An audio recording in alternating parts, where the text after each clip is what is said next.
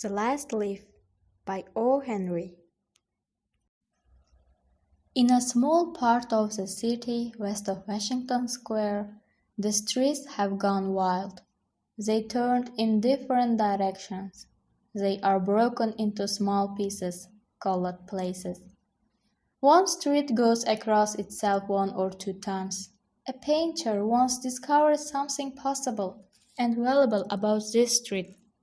Suppose a painter had some painting materials for which he had not paid. Suppose he had no money. Suppose a man come to get the money. The man might walk down that street and suddenly meet himself coming back without having received a cent. This part of the city is called Greenwich Village.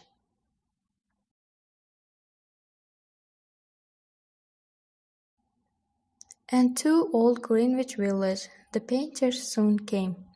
Here they found rooms they liked, with good light and at a low cost. Sue and Jonesy lived at the top of a building with 3 floors. One of these young women came from Maine, the other from California.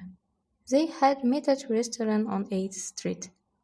There they discovered that they liked the same kind of art, the same kind of food, and the same kind of clothes. So they decided to live and work together. That was in the spring. Toward winter a cold stranger entered Greenwich Village. No one could see him. He walked around touching one person here and another there with his icy fingers. He was a bad sickness. Doctors called him pneumonia.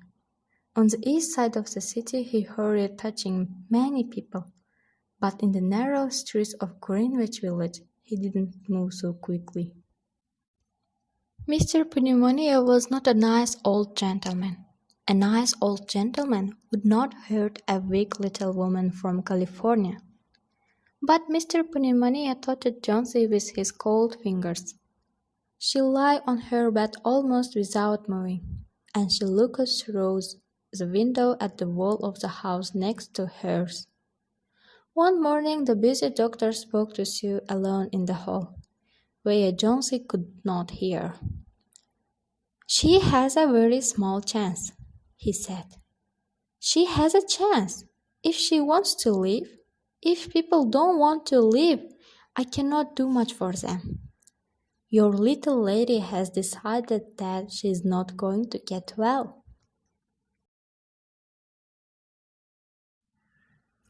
"Is there something that is troubling her?"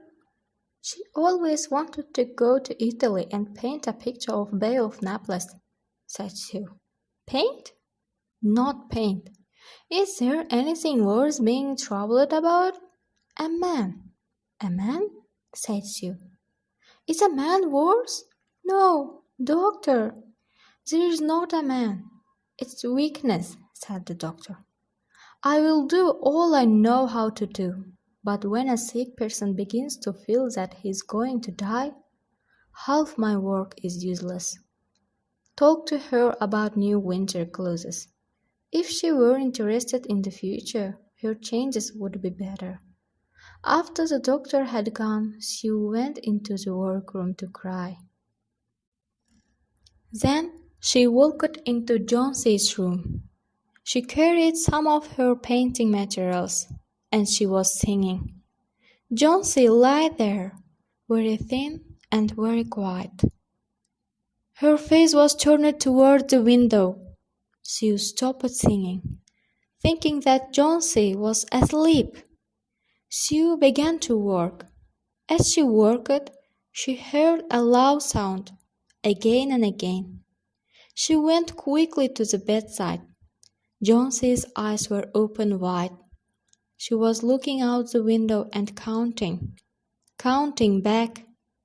12, she said, and a little later 11, and then 10, and 9, and then 8, and 7, almost together.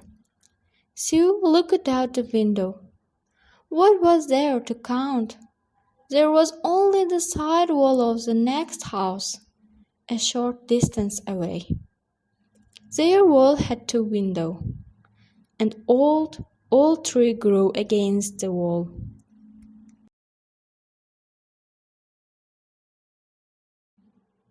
The cold breeze of winter had already touched it. Almost all its leaves had fallen from its dark branches. "What is it, dear?" asked Sue. "Six," said Jonesy in a voice still louder. "They are falling faster now. 3 days ago there were almost 100. It hurt my heart to count them, but now it's easy. There goes another one. There are only 5 now." "5 what, dear?" "Tell your Sue. Leaves on the tree. When the last one falls, I must go too." "I have known that for these days." "Didn't the doctor tell you?" "Oh, I never heard of such a thing," said Sue. "It doesn't have any sense in it. What does an old tree have to do with you, or with your getting well? And you used to love that tree so much." "Don't be a little fool. The doctor told me your changes for getting well. He told me this morning. He said you had very good changes. Try to eat a little now, and then I will go back to work. And then I can sell my picture. And then I can buy something more for you to eat to make you strong." "You don't have to buy anything for me," said Jonesy. She still looked out the window. "There goes another." "No, I don't want anything to eat.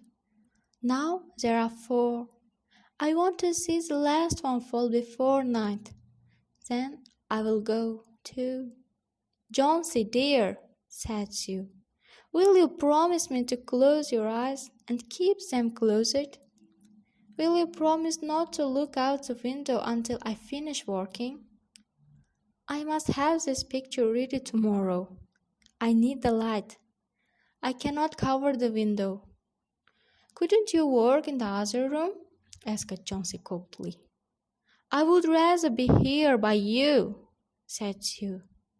"And I don't want to look at these leaves." "Tell me as soon as you have finished," said Jonesy. She closed her eyes and lay quite still.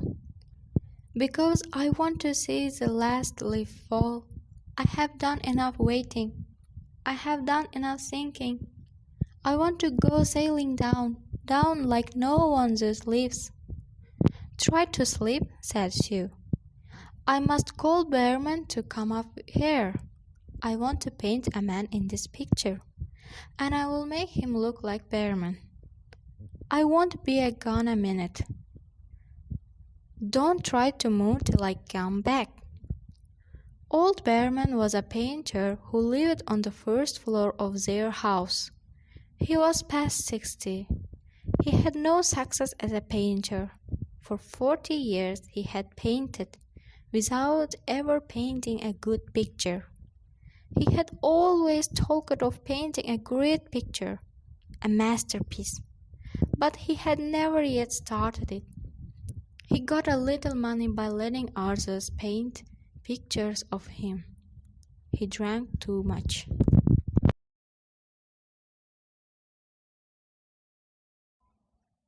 He still talked of his great masterpiece, and he believed that it was his special duty to do everything possible to help Sue and Jonesy.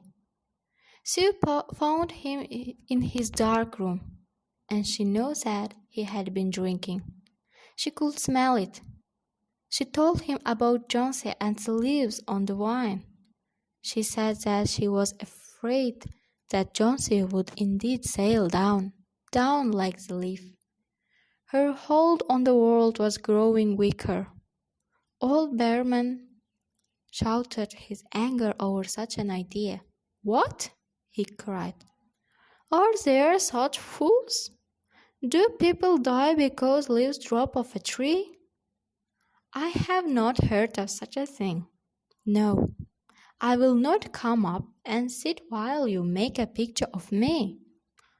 Why do you allow her to sing such a thing?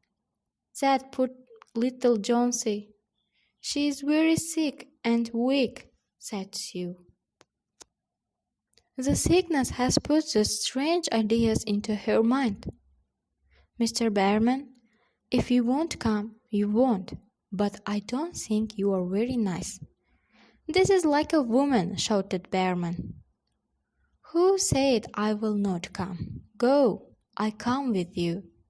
For half an hour I have been trying to say that I will come. God, this is not any place for someone so good as Jonesy to lie sick. Some day I shall paint my masterpiece, and we shall go away from here, God. Yes. Jonesy was sleeping when they went up. Sue covered the window and took Bearman into the other room. There they looked out the window fearfully at the tree. Then they looked at each other for a moment without speaking. A cold rain was falling, with a little snow in it too. Bearman sat down, and Sue began to paint. She worked through most of the night.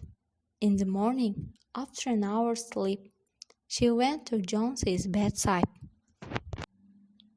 Jonesy, with wide open eyes, was looking toward the window. I want to see, she told Sue. Sue took the cover from the window. But after the beating rain and the wild wind that had not stopped through the whole night, there still was one leaf to be seen against the wall. It was the last on the tree. It was still dark green near the branch, but at the edges it was turning yellow with age.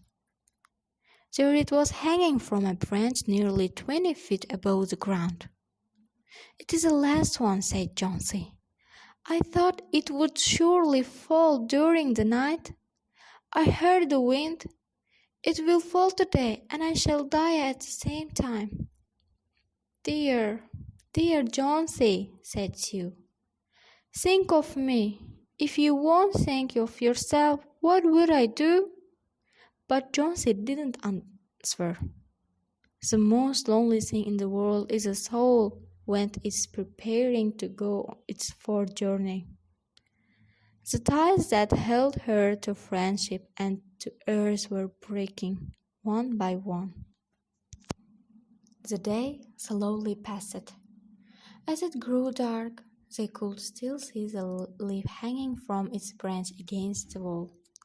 And then, as the night came, the worst wind began again to blow. The rain still beat against the windows. When it was light enough the next morning, Jonesy again commanded that she be allowed to see. The leaf was still there. Jonesy lay for a long time looking at it, and then she called to Sue, who was cooking something for her to eat. I have been a bad girl, Sue, said Jonesy. Something has made that last leaf stay there to show me how bad I was. It is wrong to want to die. I will try to eat now, but first bring me a looking glass so that I can see myself. And then I will sit up and watch you cook. An hour later she said, Sue, someday I hope to paint the Bay of Naples.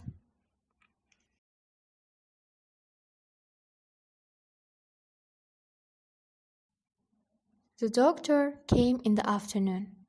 Sue followed him into the hall outside Jonesy's room to talk to him. The changes are good, said the doctor. He took Sue's thin, shaking hand in his.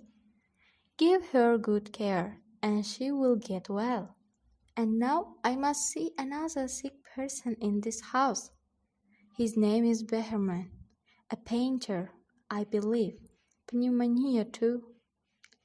Mike is an old, weak man, and he is very ill. There is no hope for him, but we take him to the hospital today.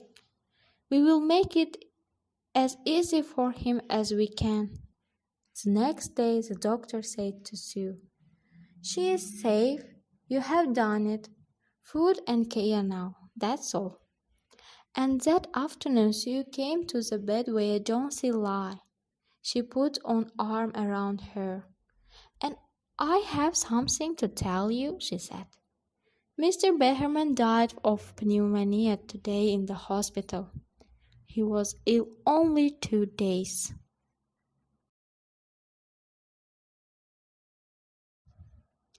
Someone found him on the morning of the first day in his room. He was helpless with pain.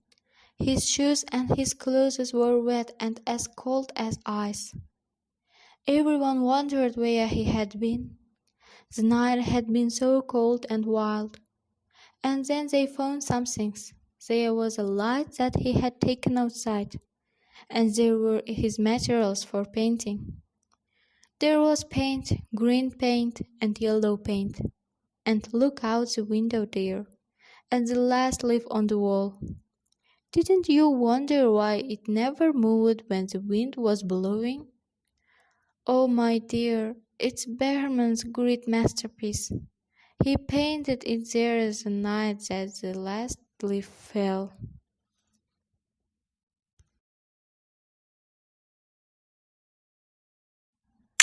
Thanks for attention.